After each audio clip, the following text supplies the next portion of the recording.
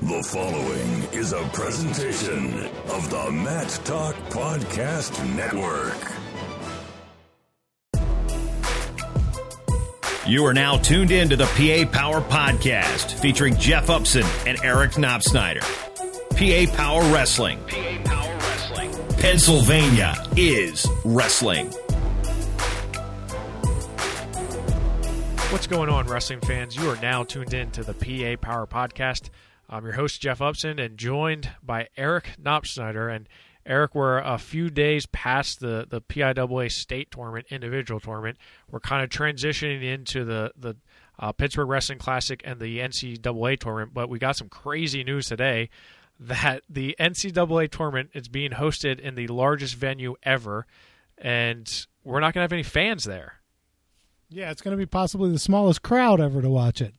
It probably is the smallest crowd ever, and it's just crazy that this is happening. Everything just kind of snowballed so fast, and I don't want to get into too much of specifics with that, but it's kind of crazy. The wrestling community is abuzz right now because of this, and you and I had been talking for a couple of days and trying to project and try to anticipate with if this was going to happen, and it's only Wednesday, so we still got over a week, 7 days before we're actually going to Minneapolis. But things could rapidly change in the future too.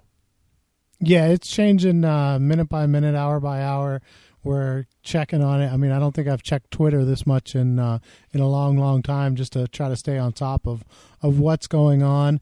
As you said, at this moment, we have no fans, or at least a limited amount of fans, are going to be able to be in the U.S. Bank Stadium. And then we've also starting to see that at least one program is now telling their wrestlers that they can't go and compete in it. So I'm afraid that may snowball as well, and we have more people that can't compete in it. Yeah, because right now, and I believe that program you're referring to is Harvard, and Ivy League schools, they kind of set out a precedent where they said that their institutions, it would be up to them, the individuals, but they're recommending that no spring championships or fall championships be contested, or maybe it's they're not doing the spring championships, but they said the fall one or winter ones can do at their own discretion. So, say for example, Princeton decides they're not going to go. Pat Glory is the number 2 seed at 125. He's out. Pennsylvania native Travis Stefanik is out. So, yeah, I mean, I honestly, I don't think this is the end of it. I think this is just the beginning, the tip of the iceberg for what we're going to see, and it's crazy. It really is. I mean, there's no other word to really describe it than just it's kind of crazy. Yeah, and I don't think that any of us foresaw it picking up like this. We kind of joked about it before about, oh, well, if you've been through wrestling, you're probably immune to the coronavirus and things like that. But as you said, it's just picked up so much momentum this week, from Monday on. And yesterday was just crazy. And today's gotten even worse with the number of cancellations and things that we're seeing, the impact that this is having on everything, on the economy, on sporting events, on any types of large gatherings. It's really something that we just didn't foresee coming. Yeah, this is something, I mean, I've never seen in my lifetime. I know the swine flu was not nearly like this, the bird flu, and Eric, I know you've got a few miles on me, but I don't think this is like anything you've seen before either. No, this is nothing that has happened in a very long time in our country, at least. Well, we are moving forward with the Pittsburgh Wrestling Classic. I can tell you that right now, and we are just releasing a statement tonight just saying how we're in consultation with our partners at University of Pittsburgh and, just trying to make sure we put on a safe environment, safe event, and that goes down on Saturday, so we have kids flying in on Friday for that event. So right now everything is a go for the Pittsburgh Wrestling Classic, where you could see the top wrestlers in the USA versus the top wrestlers in Pennsylvania, and of course the Maryland All-Star team versus the Whippeal All-Star team as well in the first match. So right now, it looks like we're good to go for that. The PJW tournament is also going on. The Youth State tournament is going on at that weekend, and right now, that's slated to continue. Despite the fact that a lot of colleges are canceling actual classroom portions of their studies. It's all moving on to online, especially after spring break. But as of right now, the Pittsburgh Wrestling Classic is a go. So that should be a lot of fun. I know we're really excited for some of those matchups there. But we got a lot to talk about with the state tournament, don't we, Eric? Yeah, this week's been crazy. The whole week of the state tournament was crazy for us as well. Yeah, and you came back. You did some ACC stuff. We had Tristan Warner at the Big Tens. We I think just kind of felt like really hungover for a very long time after the state tournament. Like I said, it's Wednesday now, and I feel like I'm just now starting to feel somewhat normal again. And especially with the daylight saving times too, that really changes things as well for us. So I feel like now it's a good time to kind of sit back, relax, and take in what we experienced in Hershey. And there was a few points that we're going to touch on throughout this episode. And one of those is refereeing. And because that was really the highlight of a lot of discussion throughout not only the media folks at Hershey, but also fans, coaches, and of the like. So I really want to kind of dive into the refereeing and kind of maybe go over what specifically is going on in Pennsylvania, maybe where we can do things a little bit better. And we're actually going to have a guest coming on to talk a little bit about that. We have a referee who's going to be coming on to talk a little bit about refereeing in Pennsylvania specifically, and I'm looking forward to it. We're gonna have Jason Rivera on. He does a lot out in the western part of the state. He's, I believe, officially retired from high school reffing, though he does mostly college now. But we're gonna have him on to talk a little bit about it. So let's start really with the big one, and that was Thane Lawrence and Andrew Cerniglia.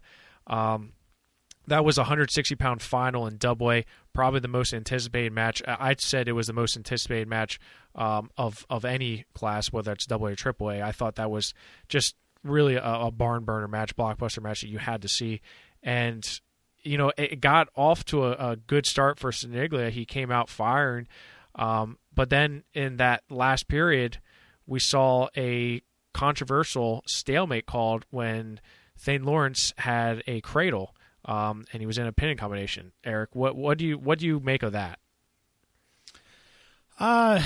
I'll be honest. I was doing an interview as the match was going on, so I missed most of the match, but I heard all of the commotion going on even before the stalemate call, and I kind of wanted to see what was going on, so I poked my head out of the tunnel and was watching on the big screen, and a few seconds later was when they called the stalemate. So I didn't see how long he actually had that cradle locked up and was working on it, but from my vantage point, just watching it on the big screen there, it looked like he's got a pinning combination locked up, and you've got to give him a little bit of a chance to take that over.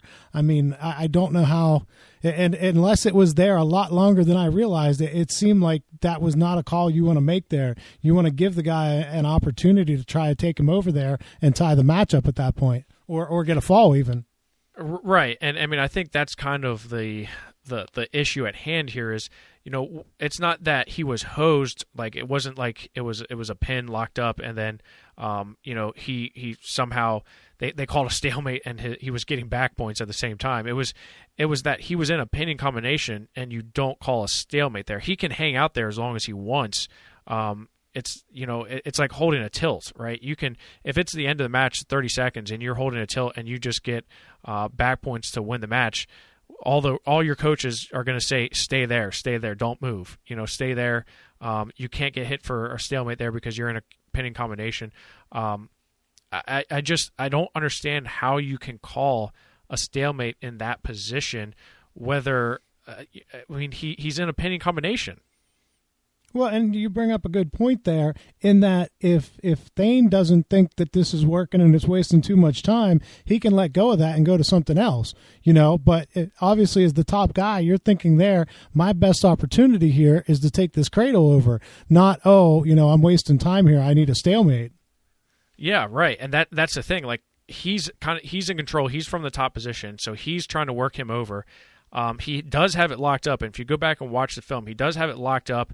And anyone who's wrestled, who knows how a cradle works, is you're breaking that person down. You're it's hard to fight a cradle, but it's also hard to keep a cradle on. So someone's going to break eventually. Someone's going to get tired of either trying to fight it off and fight hands, or someone's getting tired of holding a gable grip or something.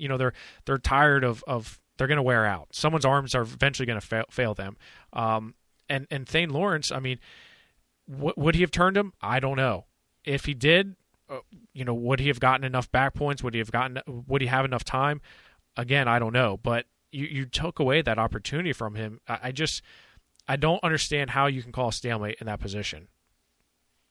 Yeah, and you're right. One of those guys, let them decide it. We always say we don't want the officials to decide any kind of sporting event. And in this case, I think it's one of those instances where we'd have been much better off if the official had just stayed out of it. And like you said, maybe he can't take him over. Maybe Sir Nickley is too strong there. He's not going over to his back. But I think there are a lot of fans inside the Giants Center that wanted to find that out for themselves.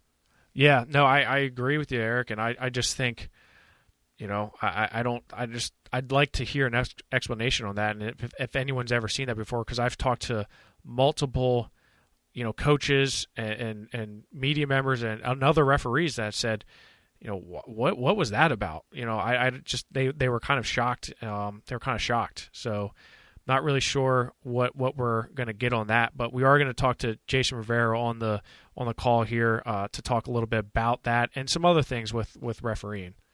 Fans, we are now joined by Jason Rivera, and he's going to talk to us a little bit about refereeing. As Eric and I just kind of discussed, we were going over a little bit about the calls in Hershey, and we had to bring on an expert.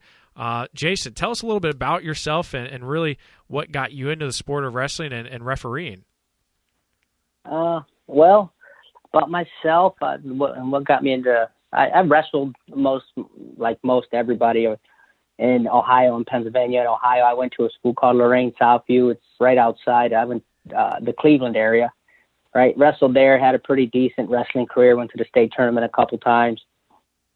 And then went to the service after that, was on the Marine Corps team for a little bit and was just a fan of wrestling in general. Once I got out of the service, I moved to Pittsburgh and was bored.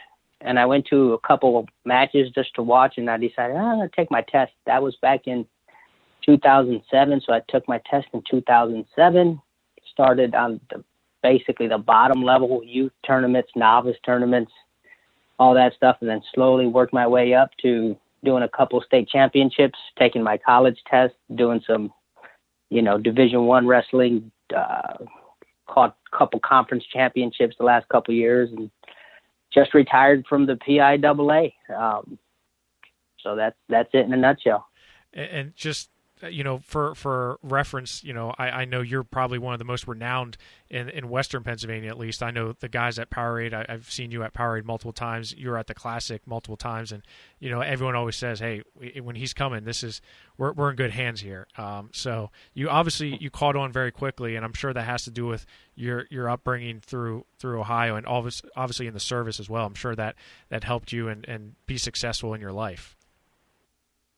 Yeah, I mean, it teaches you a thing or two to stay calm under pressure, and I was a little bit older too when I started. Some of the guys I think I was about the right age. Some guys are starting right out of, college or high school, and that can be intense if you've never had any real stressful situations in your life when you got a bunch of people screaming at you. And then some people pick it up a little late, they're in their mid 40s and they just don't want to get yelled at. They've never really had that done at their job or their profession or anything like that. So it kind of rubs them the wrong way. I think I was 27, 28, 29 when I started. So I wasn't too young, and I don't think I was too old to be offended by people yelling at me. So it worked out. And obviously it worked out well for you because now, like you said, you're transitioning mainly just to college, and you were at the Cliff Keen Las Vegas Open at the end of last year, and been doing a lot of college stuff. And we got to ask, what do you make of the NCAA having no fans in the tournament? That's got to be good for refs because the only people that are going to yell at them are coaches. I know. Well, I'll tell you what, you think so, right? But when you got a lot of mats, sometimes you hope, and this is going to sound bad to my other official, that someone is getting screamed at on another match, right? So you want, like this weekend, I called the MAC championships out in Chicago, and I had a match that was going on that was pretty tight, but this other match was even tighter, and everybody's screaming and yelling at that match. I was like, good, keep that over there. Right. And I, with less fans, you might be more exposed to coaching, and I don't know. It's bad. I kind of get what I don't know. It sucks. Yeah. I think as a fan, we're all kind of just like, oh, man, that really sucks. Shocked, yeah. And that's a whole nother episode in itself about that. But yeah, Eric and I talked a little bit about that, and it's going to be a learning process and a new experience for everybody involved. It doesn't matter how long anyone's been involved in wrestling. This is new for everybody, so it's kind of a unique experience, especially having it in the largest venue it's ever been in. So, from a referee standpoint, I can see what you're saying, where all the focus is really going to be on you, and it'll be interesting to see. But let's talk a little bit about the PIAA tournament. Were you able to watch anything of the PIAA tournament? And because I know you're probably reffing, but I'm sure you heard about some of the calls there in Hershey. I did. Yeah, I watched a decent amount on Friday on Flow, and then I caught a lot. A lot of people were texting me things and emailing me things and videos and stuff. So I caught a lot of I caught quite a bit. I did. So so one of the points of contention that I know Eric and I were talking about earlier on the show was the abundance of cautions. It seemed like, and I don't know, I don't have data on this, and I'd like to see if we could, but it seemed like the number of cautions called in this tournament were just extremely higher than any other event this year. And as you know, like I've been to a lot of different tournaments this year, couple of different regionals, out-of-state tournaments, and I don't think I've ever saw as many cautions called than I did the state tournament. What would you correlate that to, the number of cautions? In all honesty, inexperience. I think like we had talked a little before, there was a lot of new guys at the state tournament, right? And one of the things I think that is, I don't want to say it's an issue, but what makes new guys at the state tournament or guys that have been there once or twice nervous is that you want to get back. Yeah. Right. So I remember when I did my first state tournament, I heard all these stories about you got to call it by the book and your signal's got to be right and you got to do this and you got to do that. And so you get up there and you think, man, if I don't call this caution, I'm going to get hit in my evaluation. Right. Or if I don't call, this kid with his shoelaces not tied properly, then it's going to come back and bite me, and I'm not going to be able to come back the next year, or I'm going to be, put on a list where this guy doesn't know what he's doing. Now, I think luckily for me and some other guys, to me, it didn't bother me, right? I was going to call my match the best way I knew how. I wasn't going to start doing new things, just because I was at the state tournament, but a lot of it is those guys, and I think some of those guys with the inexperience, they're not used to we're lucky here in District 7, the Whitfield, because we see a lot of high level wrestling. Right. Right. And when you call the Powerades and the county tournaments and you're doing the Waynesburg versus Canumack duels, you're not calling cautions. Yeah. Unless a kid jumps so blatantly wrong. You're just so more focused on the athletes as to where I think some of those refs, they might have been a little out of their league. However, they also might have been used to doing it because they're used to doing small AA school versus small AA school. And that caution in that match really doesn't have a huge outcome. Right. Right. So that's just, a caution's right. If a kid lines up wrong, by rule, you're supposed to hit them. And some of these refs, they do that. Right. But when you're doing, I've had matches I've had Riverview versus West Shamokin. I could have, if I wanted to call cautions, I could have called a lot of cautions, right? Nothing against those two teams, but it wouldn't have made a difference there. But some of these guys, they're sticklers, but you got to know when to insert yourself in a match, right? And when it's high level wrestling, the better officials, in my opinion, do everything in their power not to insert themselves in a match, right? You could let the athletes take care of it. Right. And I think that was part of the issue up there is that they were used to inserting themselves because it never had a big outcome on the impact on a match, but it got exposed up there, I think, unfortunately. Jason, you bring up a good point there. Can you explain to us how do they go about deciding who the officials are going to be in the state tournament? Yeah, so what they do every well, I could talk more District 7, and I think it's the same way along the state. So we have a rep, Frank Volcano, right? And then toward the end of the year, he basically gives the names to the state saying, these are the people that we want to represent our district to officiate at the state tournament. And every district needs to be represented, right? Now, we technically get more guys here from Western PA because there's 2 districts. There's District 7 and there's District 8. So they submit more names, and then that's how you get it. So every district, District 11, District 1, 2, they all get representatives.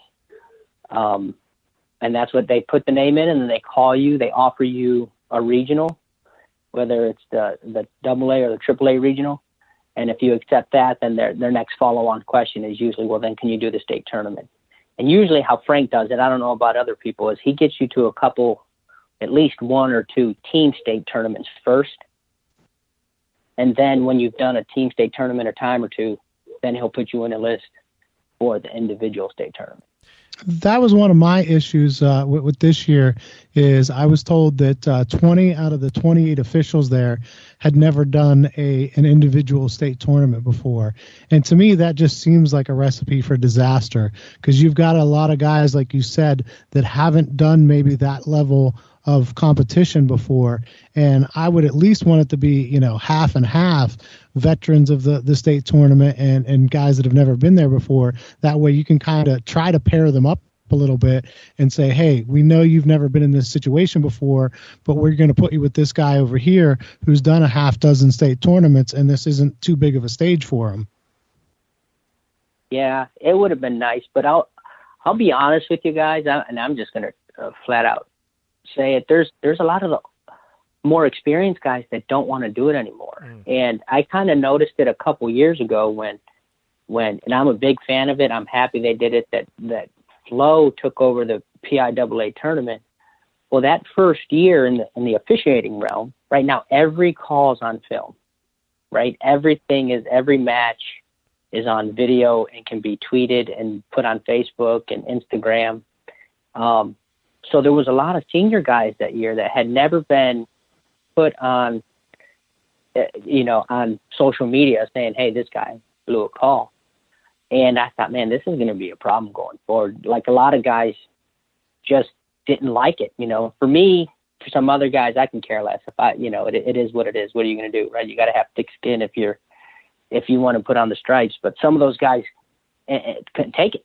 So now those senior guys, they don't want to drive up there on a Wednesday, Thursday, Friday, Saturday, and come back Sunday, and then they make a close call or bad call.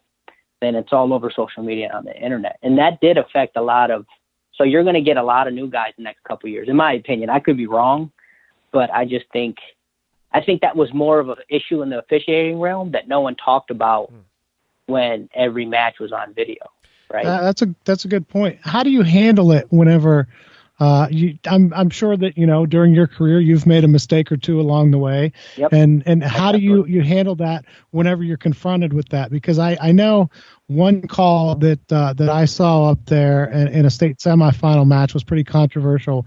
And the coach asked the official about it. And he said, well, it's been a long day. We're tired. And it was like, come on, guys, you just decided a state finalist and your excuse is that it's been a long day and you're tired. Yeah, that's bad. It is. That whoever, I don't know that official. I do think I know what match you're talking about, but me personally, if I blow a call, I blow a call. And I've had coaches call me to the table and say, you blew that. And I did. There's nothing I can do about it right now. I need to go officiate this match, right? And that's the best thing I think you could do as an official. It's kind of like a cornerback or a safety in the NFL. We all blow them. We do. The best thing you could do is just keep officiating the best that you can straight through it, right? But, stuff like that, that's not an excuse, and those are long days, but be ready for it. You gotta, be ready mentally for it. You know, these kids work hard, and they deserve. I was the president the last 2 years of our Pittsburgh chapter, and I would send out emails, read the book, you know, eat healthy, eat right, drink water. Don't go out drinking the night. You know, like staying up late doing, you know, and some guys don't. And you got to be ready for these kids are good athletes, right? And we're part timers. You know, I'm a guy. I'm a salesman in my regular job, and then I show up on a Friday night to do a match or a Wednesday night to do a match. And these kids have been practicing, so you got to be ready for them. They're good athletes, you know. Yeah, that was sad. I heard someone else say that too. And being tired is not an excuse. You know, it's not. If you're tired, walk off the mat and get someone who's not tired. So, and Jason, kind of what I'm hearing is it's a kind of like a three-pronged thing here. We got possibly inexperienced referees. We have maybe a slew of veteran referees that are just, for whatever reason, be it that all the matches are on film now, that maybe are just less inclined to ref in the state tournament. And then we have also maybe some refs that, you know, we don't have a large pool of refs to pull from. And as you mentioned, when you started reffing back in 2007, would you say, have we grown the pool of available referees, or has that shrunk? Because it seems like the common knowledge is that the referees now, they're slim, that we don't have many to go from. Yeah, it's shrinking big time, man. It is. We used to have, when I first started, we had about 80 members in our chapter. Now I think there's probably about 55, and that's, 14 years. And I don't think we had any new members this year in the Pittsburgh chapter. And here in Western PA, you got the Westmoreland County chapter, you got the Pittsburgh chapter, and then you got the Washington County, right? And I barely see any new guys coming in, and I think next year is going to be even worse because of the PIAA has that. You got to get your clearances now, and you have to get all this other stuff, and I get why they're doing it. I'm not saying that they're wrong by doing it. It's just an extra step in the process to be an official, That's kind of like, the media. We now, to cover any USA wrestling sanctioned event, we have to go through Safe Sport, and we have to, do a couple hour-long trainings, a lot of clearances now, and which we get. It's annoying, and I can see how a lot of people would be like, all right, I'm not even going to do this. It's not worth it. So it seems like you got. Go ahead. You got some of those guys that were going to stick around for another. Like, I would have still kept my PIAA license if I didn't have to do all that stuff. Right. Because I'd have to go to 6 meetings every year. I'd have to get my clearances updated. I'd have to pay my dues and all that.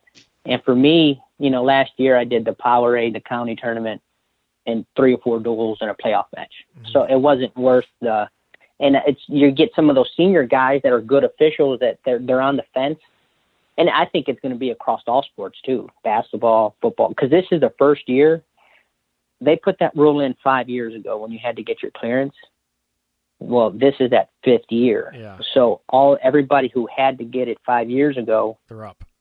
They're going to be up. And if there's things on there too that I'm sure, some officials are going to disqualify themselves because maybe they got arrested for a fight or something, it's going to get you disqualified from being an official. So it's going to be interesting going forward.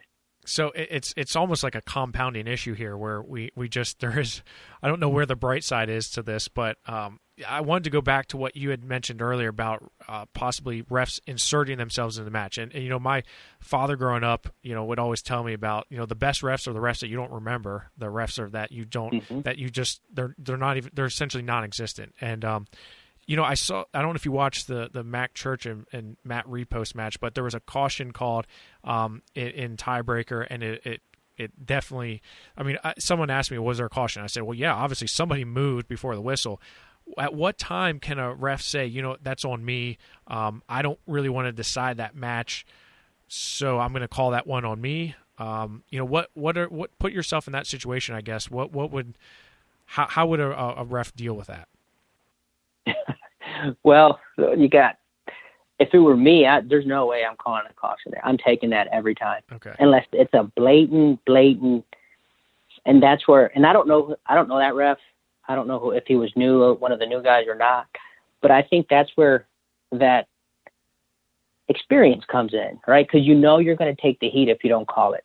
You know, if Church or the other kid jumps and you don't call that and you eat it because it's the semifinals and it's the ultimate tiebreaker, you know Coach A or Coach B is going to go nuts. That's just life. It is what it is, right? You got to have the courage to say, not courage, you got to have the fortitude to say, you know what, I know he's going to yell, but I'm taking it. Yeah. You know, and he can yell and scream all he wants, but I'm in charge of this match, and I'm not going to let this match get decided by a caution. Now, whether that's right or wrong, I don't know. Because you got some other refs that'll say, hey, he moved, that's a caution, he shouldn't have did it. Yeah. And they're perfectly justified because that's what the rule book says. Sure. Right? But I think a lot of fans, and I think if you were to talk to both coaches, they would want the wrestlers to settle it on the mat, right? Right. Not a technicality, you know, or of a shoelace, or, you know, there's some things you just have to call because it's blatant, but there's other things that you have the opportunity to just get yelled at as an official and then let the wrestlers finish it, right? Because you get kids that push and shove each other. Let them. It's the state tournament, you know. You don't want to hit cheat unsportsmanlike conduct points, and you know you're going to get yelled at from the coach because I should have hit. Yeah, you're right. I should have hit him, coach, but I didn't. So let's just shut up and let's wrestle now. It's over with, right? Let's get in here and Yeah. So unless you have the experience to do that, or if you've been in those situations, right? You're making that call, unfortunately. If that's your first time in the state tournament and there's a little shove on the side of the mat and you're worried about your evaluation and coming back, you're going to make that call, and you're justified to make that call because that's what the rule book says, sure. Right? But the more experienced officials, they're not afraid to take the heat from the coaches or from the guys that are doing your evaluations, you know, so that's where experience helps. Yeah. That, you know, you only get that from experience. And from being in those matches, those high level matches, like you said. I mean, these right. You're watching not only the best wrestlers in our state, but possibly the best wrestlers in the country put it on the line. Yeah, so I totally get that. One of the other things that I heard a lot this weekend was consistency, and I heard from several coaches from AA and AAA that said, you know, they weren't really sure what the out of bounds rules were because it was the calls are being called kind of so inconsistently that some refs were letting action go almost like college rules, and then some were, you know, almost going back to like, hey, if any parts stepped out, you know, that's got to be difficult for maybe someone like you who you ref a college and obviously you have college out of bounds there, and then go back to high school and the rules are a little bit different. But, you know, how is that a thing? Or is this just coaches complaining, or do you see that there may be some inconsistencies? There's a ton of, especially that out of bounds rule. We talked about that almost every meeting we had this year. The emails and the text and the pictures and everything that went around. I'll tell you, Jeff, I don't even know what high school out of bounds is anymore. I don't and if you could ask 10 different officials and they'll give you 10 different answers. Wow. Right? Because it's so hard because I could send you things and you're like, no, you're in bounds. And I remember the day before the counties, the National Federation sent out like this little flyer pamphlet saying this is out of bounds. And I pulled it up on my phone, and I would walk over to, you know, Chris Hart from Hampton. I love the guy. I'm like, Chris, what would you do if I called that out of bounds? He goes, that's not out of bounds. I said, well, read what they're saying. They're saying that that's out of bounds. And it completely it's confusing, right? And I think, and I'm saying this because I'm retired from PIAA now, right? But I think that's where the states could step in, because you don't need to adopt the rules that the National Federation puts out, right? So the National Federation puts out the rule book, and the state's rules interpreters could say, we're not going to adopt that rule, right? Like the state of Michigan still has the old weight classes, sure, right. Like 189, right? And so they didn't adopt the National Federation rules. And if I were to make suggestions how to improve officiating here in Pennsylvania, I would make the out-of-bounds rule easier to understand in the state, because you can do that. You're allowed to do that. And then the other thing I would do and I don't know if I'm going off here on a tangent, but the other thing is you get notified you're doing the state tournament like in February, right? So you go through your whole season, because this is a quick and easy fix. Everything else is like a long drawn out thing. You go through your whole season, then you get a call from Mechanicsburg, and the lady says, hey, would you like to do a regional? And you're like, yeah. And then if you're doing the state, she says, okay, would you like to do the state tournament too? And that's probably come mid-February. One of the things I think they could do is they could notify whoever's on the list at the beginning of the season, right? Because some of those officials up there were not experienced enough to call that tournament. However, I do think most of those guys really, really wanted to get every call right. Mm-hmm. And they really wanted to do their best. I've met good officials, average officials, terrible officials, and they all want to get the calls right? They're never there to get the calls wrong. But I think if you know early enough, most of these guys care enough that they'll start to seek, well, I'm doing the state tournament this year. I'm going to try and get tougher matches or harder matches, right? Because you could have your whole schedule set, and then you can call all these matches, and then you're done, and then you get a call for the state tournament. I think a lot of these guys, if they knew in November they were going to do the state tournament, they would seek out a bit tougher schedule to prepare themselves for the state tournament. Or at least you give, these kids prepare all summer. The wrestling season starts, and their goal is to make it to the state tournament. I think you need to give the referees that same opportunity. You can't call them in February and say, hey, can you call the state tournament in March? Yeah. Right? I think that would help across, because I know a couple other officials in sports that, they're getting calls 2-3 weeks ago to call a state tournament. Sure. Not a lot of preparation time, not a lot of time to not a prep. Yeah. Right. Cause you'd watch more wrestling. These guys care, they're not out there to not care, I guess. So, and they call tougher matches, and we're lucky here in Western PA because, you do Canamac versus Waynesburg. You're getting nationally ranked guys. Right. And you're getting, grade A fans, right? Doing that dual meet is harder than doing the state tournament, Canamac versus Waynesburg, because the fans are there and everybody's there, and it's you for 14 matches, and that's it, right? So that gets you ready better than some of these other things that they do. Now, let me ask you this, in terms of other states, because I had some other people talk to me and say, in Jersey, they have numbers on their back, and they have some guy go around, clandestine and do reviews of refs. And my first question is, have you reffed in other states? And if so, what, or if you know about other states, are there things that the Pennsylvania or PIAA could do to improve maybe the grading of refs or how the refs are getting selected? Because everyone says, well, the kids qualify to get here. The kids have to go through regional tournaments. They have to qualify to get here. Why aren't the best refs getting selected? Why aren't they qualifying to get to the state tournament? Yeah, well, the only other state I could speak to is Ohio. I used to officiate in Ohio up until recently. I used to go there every year and do a tournament called the Top Gun. Yeah. It's a pretty good tournament. And they have a tiered system.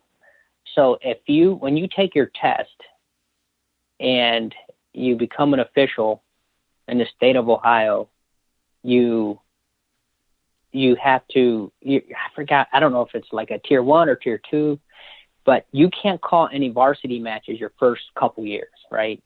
So when you take your test here in PA, you take your test and then you have to join a local chapter, and then you have to go to 6 meetings a year. Now, your first year, you could do anything, right? If someone assigned you to it, no one's going to assign a first-year guy to a varsity match. But in Ohio, if you take your test, you physically, you're not allowed to, because you're a tier 1 or 2 official. I think it's tier 1, right?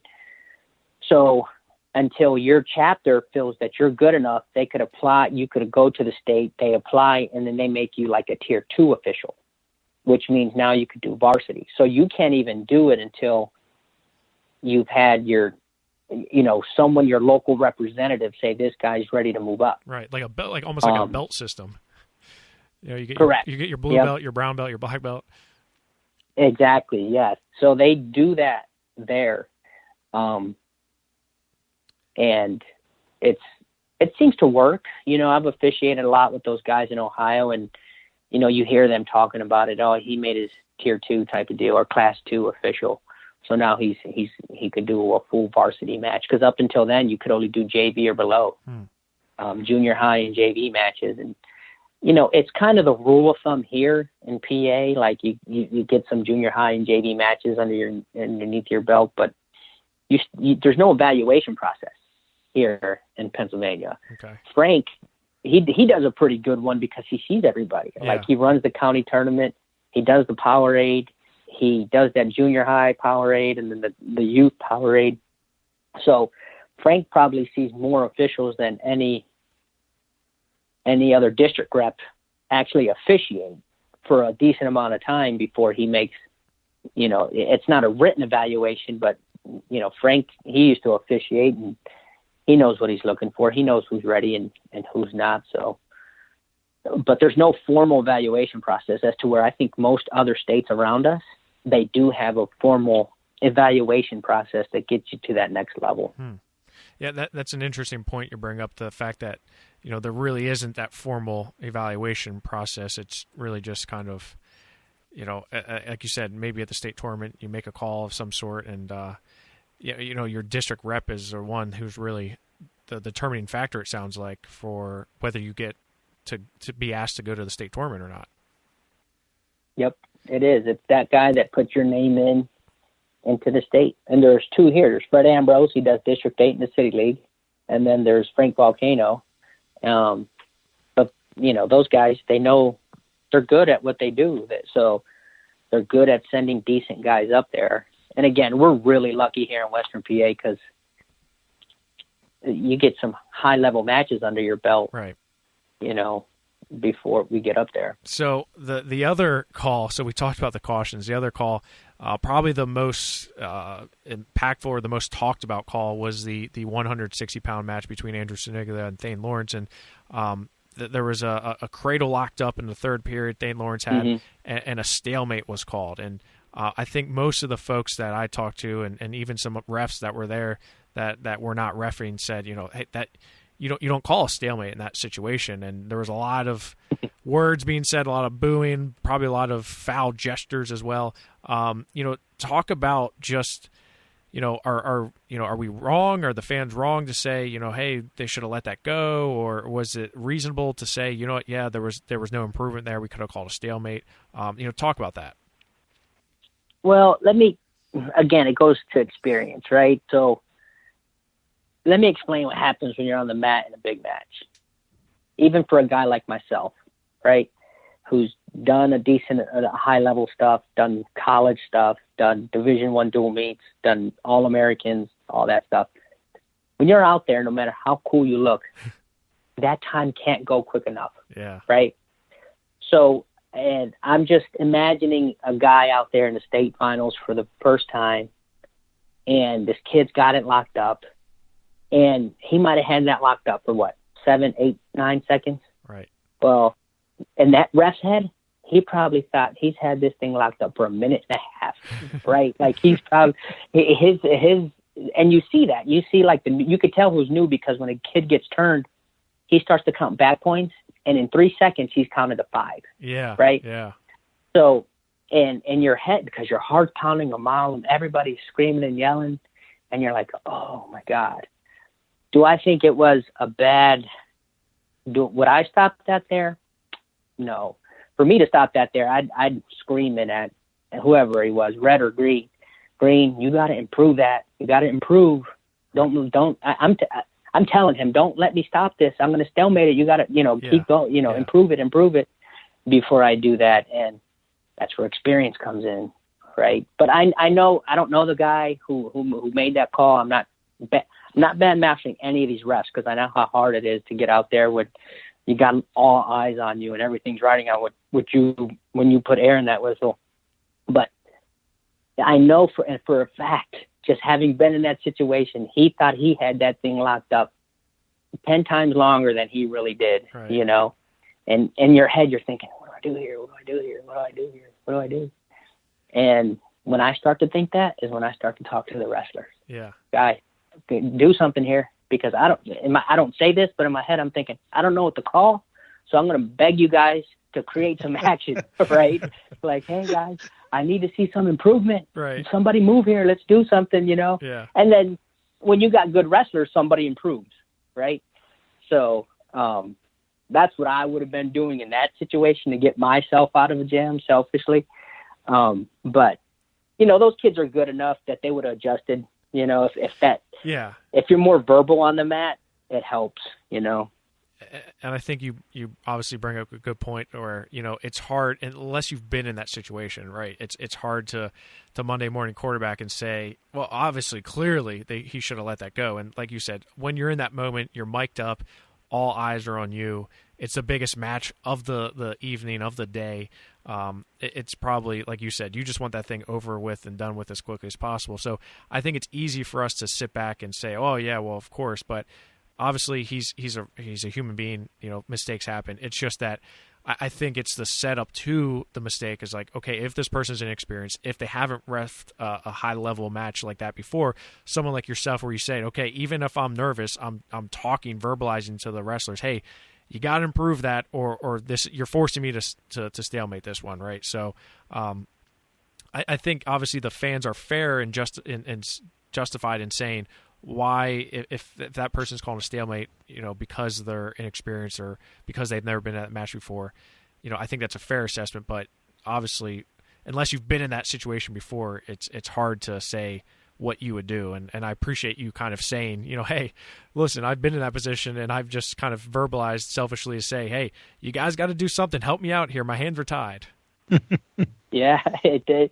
Hey, the more you talk to them wrestlers, for me, I do it all the time, man. Like, hey, let's work out of this and, get up. Right. See what being happens. verbal is yeah, it helps. And there's nothing in the rule book that kind of tells you that. And, again, it comes to, and a lot of times you can get away with it when there's bigger crowds because they can't hear you. Yeah. Right. True. It's but it's intimidating being out there, even no matter how many times you've done it. You go back and I could think of times every year where it happened last year at the Classic. I don't know if you remember how it was like the first match of the night or second match of the night. One of the kids, I swear, man, I think he bit him, and the kid says he bit me. Oh yeah, that's right. I do remember that. Now I do remember that. Yeah, and I'm like, I had no idea. I can't disqualify. This is a charity match, right? Yeah. So I'm like, we're good. Get down and wrestle, right? And he's like, but he bit me, and I'm like, that in my head, I'm thinking, I have no idea what to do here. None, no clue whatsoever, right? But it's stuff like that happens, man, and it sucks because we all have bad matches. We have them every year. Yeah. And you just hope it doesn't happen in the state semis or state finals or, right, where it's really going to make a difference. And I think this year there was a couple things that I thought, man, if that guy was more experienced, because I watch matches differently than a fan, right? I'm looking at the refs. Sure. And there was a couple matches that, like that Waters match that he wrestled that kid from Bethlehem Catholic, and he hit that shin wizard tilt or mousetrap, whatever you call it. Crazy. Yeah, and I thought, man, I'm thinking if that's a more experienced ref, there's probably at least two there. Yeah. Right? Like, because you see that a lot. Because I remember the first time I seen someone hit a mousetrap, I think I awarded two to the other guy. I really didn't know what was going on. Yeah. Right? But luckily for me, it was like one of those summer tournaments that they have at Seneca Valley, and these kids are real good, and it was right before the season, and someone hit them out, and I'm like, man, did I get two to the wrong guy? And this was years ago, but the first time you see something like that, it's like, and I think some of those schools, some of those districts that have nothing but small AA schools, they don't see a lot of that stuff, right. So when they do see it on that stage, because we know who's coming out to the mat. You got most of those guys do. They know, here's this kid, he's ranked this, and here's they know the big names. Your heart starts to beat it. Yeah, they know, and you're like, oh, geez, why did I pull this match? How does that work? How do they determine who would have gotten that 160 match? Is that determined by the refs themselves? No, I don't know who actually does it. You go through your sessions, right? Your Thursday, your Friday session, Saturday morning or whatever. And then you come in and there's just a list on the wall with your final and where you're assisting.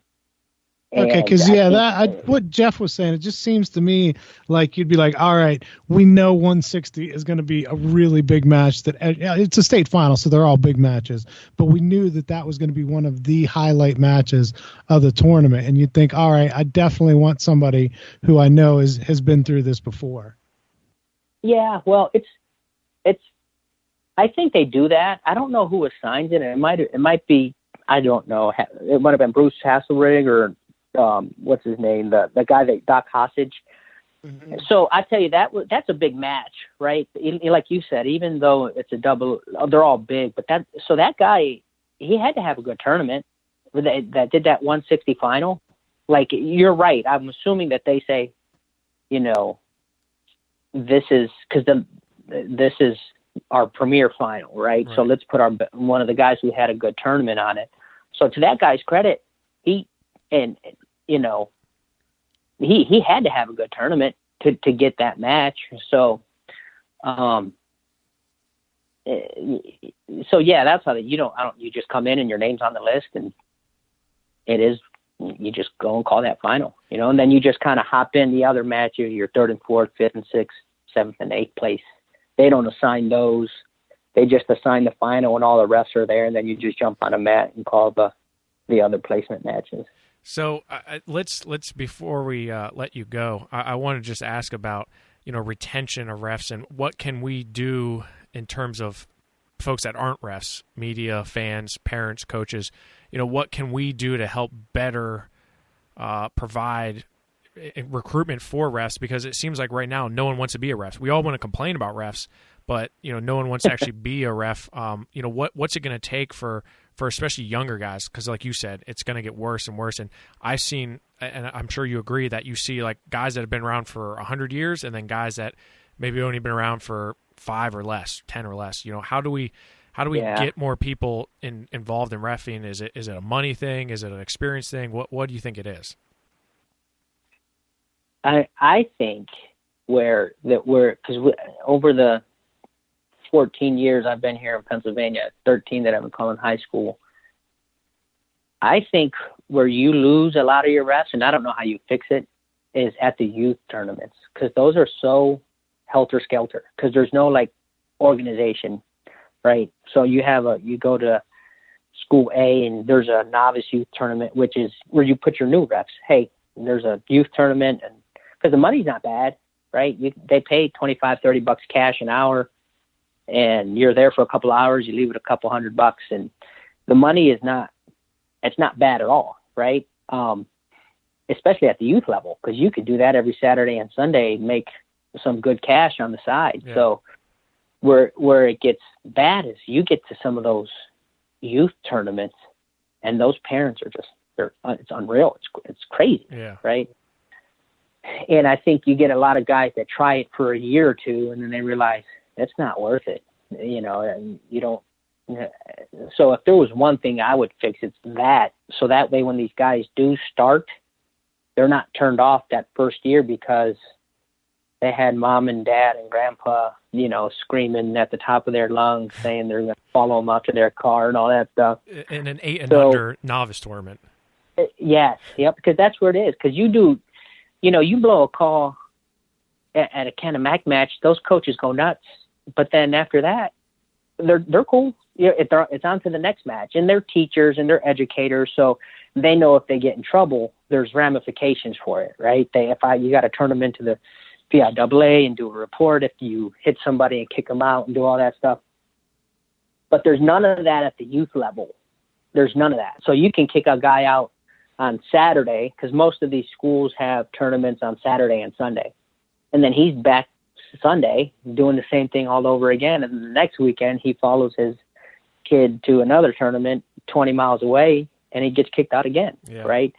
So it makes it, and I think that's where you lose a lot of the officials, right? Because most of the coaches and the Whitbill, they get, heated, understandably, because they care so much about these kids, but they never really go over the top. Yeah. They scream and yell, and it's on to the next call. It's on to the next match and all that stuff. But that at the youth level. So if I were to, it sounds weird, but one way to improve or get retention of youth wrestlers, of young officials, is to control the youth tournaments better. Yeah. Because that's where you take the most abuse.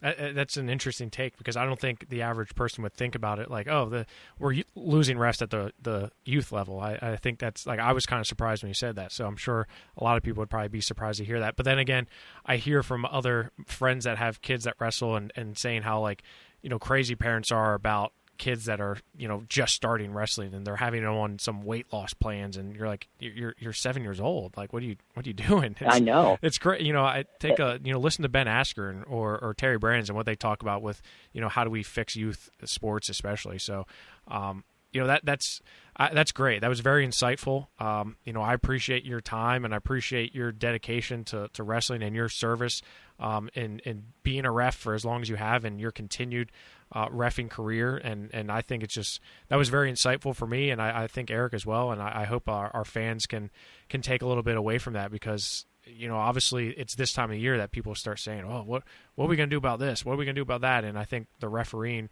at the state tournament was one of those things.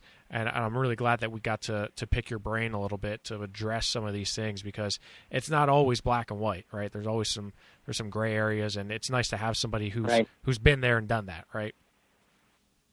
Yeah, it's good. I always try and give people a referee's insight. It's different than what your fans or your coaches are thinking. So, well, yeah, it was definitely very insightful. We really appreciate the time, Jason.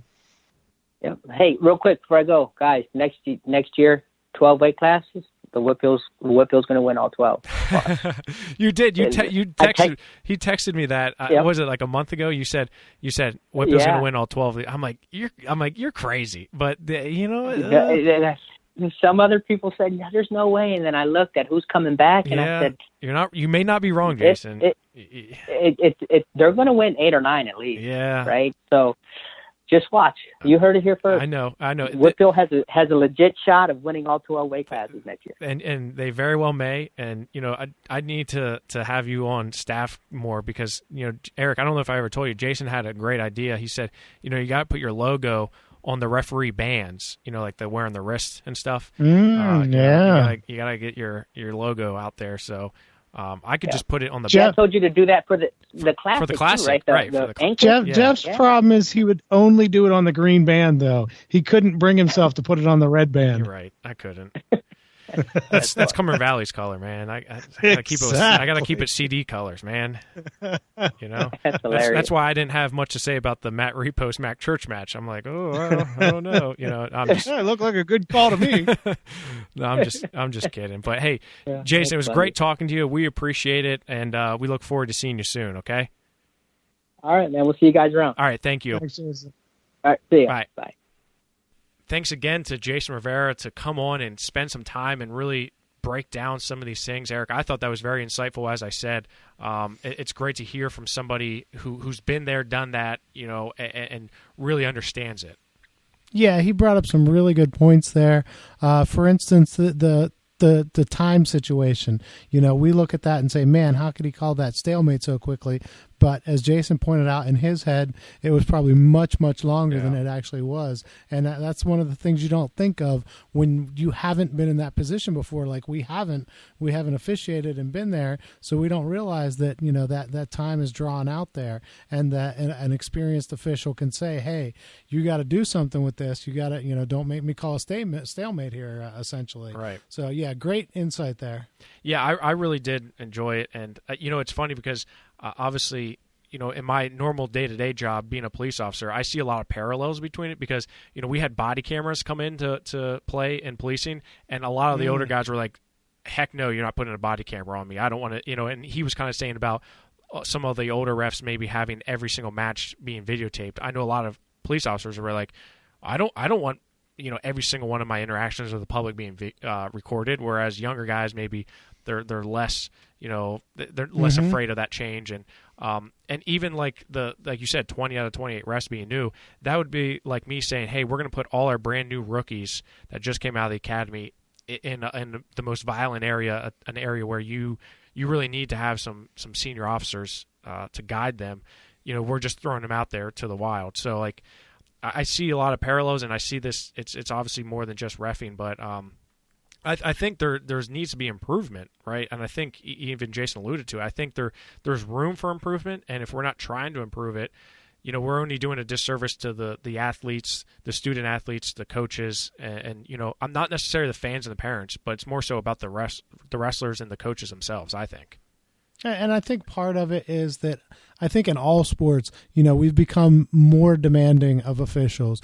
When I was a kid, I know that's before you, but when I was a kid, you'd turn on TV and you'd watch an NFL football game, and what you would see on there was nothing like what you see now, because there just wasn't the high definition TV back then. You didn't see the calls so clearly, and you couldn't tell if an official screwed up. And some of that is the same thing now, just what you're talking about. And he said about flow, showing every match and being able to go back and watch it and look at it really closely. Back in the 80s and 90s, maybe you thought there was a bad call, but you didn't really have much evidence to show it unless you recorded it yourself and took it.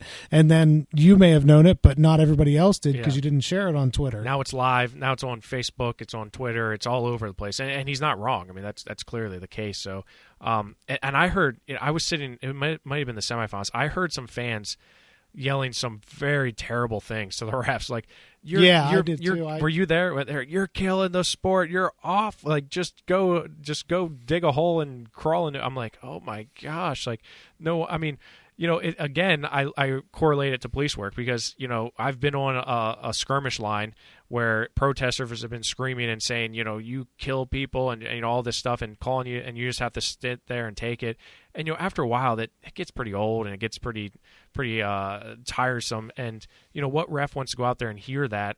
It's just I don't care how much money you're paying me. Like eventually you're going to break. Eventually you're not going to want to do it anymore. So I think you're right. We have to have a little bit more understanding, more just not saying compassion, but we need to have more.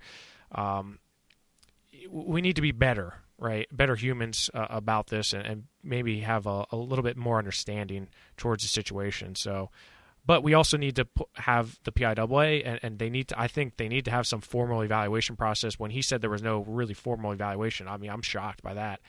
There needs to be some steps, some measures makes where you should not have 20 new refs at a state tournament. And I will say, for the record, one of the refs there that I don't know if he was new or not, but he's not a big fan of. He doesn't like me very much because I wrote an article about the singlet thing, and he was not very happy about that. Braxton Diddy, who did the Redland Hershey match back, I guess it was last year, but he was there at the state tournament, and I thought he did a great job. I don't think I've seen him at the team states before, but I don't know if I've seen him at the individual before. I thought he was probably one of the best refs of the weekend. And again, that's saying somebody who doesn't really like me too much. And I thought he did a phenomenal job, and I think he was new. So it's not to say that new refs can't do a good job. It's just like, hey, how many matches are you going to? Or are you getting experience? And I know he was at Cumberland Valley kickoff. He was at regionals. He's been around, so he definitely has the experience. It's just like, how can we make this better? Because there has to be a way. Well, and going back to your parallel between police officers and officials, of those 28 guys there, we're not saying that the 20 new guys did a bad job, or even 10 of the new guys did a bad job.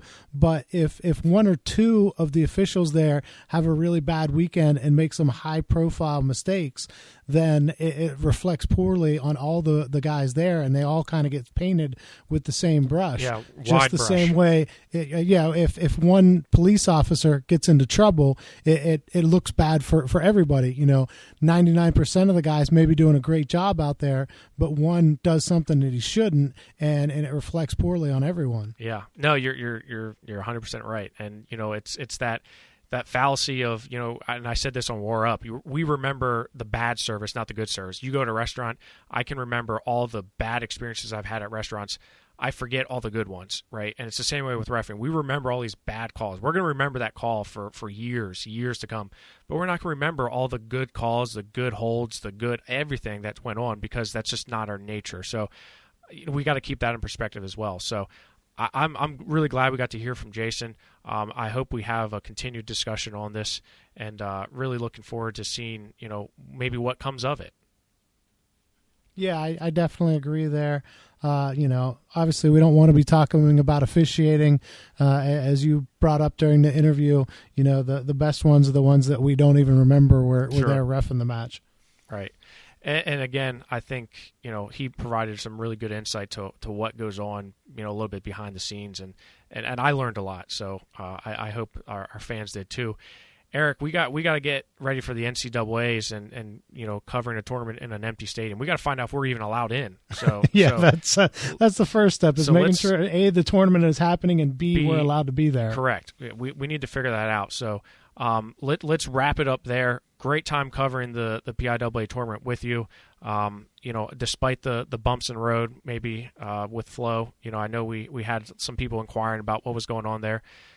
It was just some nonsense, and I think everything's good now. But I'll leave it at that for now.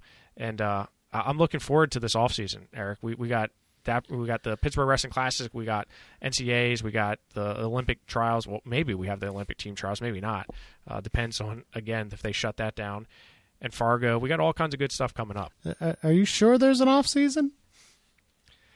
It doesn't sound like an off season. Yeah, my wife definitely doesn't think there's an off season. There's a slower season. We'll call it that. It slows down a little bit. And pretty soon we're going to be figuring out when the surge is and getting all those details. Yeah, I had people asking me when the surge was, so we got to get that squared away and set in stone so we can start. All the people that wrestled in the surge last year, man, Vincent Kilkeary, Matt Lackman, Panero Johnson, Dorian Crosby, Jackson Arrington, Eric Gibson, all these big name guys that competed there. Nick Feldman, Jake Lucas. There was a lot of tough guys there. I think it's only going to get better, so I'm looking forward to that. Eric, let's wrap it up there. Stay tuned for some more coverage coming your way on PAPowerWrestling.com. Visit our Rockfin page for all your wrestling needs. We got video interviews from Big Tens. We got interviews from states. And, of course, we got all kinds of podcasts coming your way. So stay tuned. We'll see you next time, wrestling fans.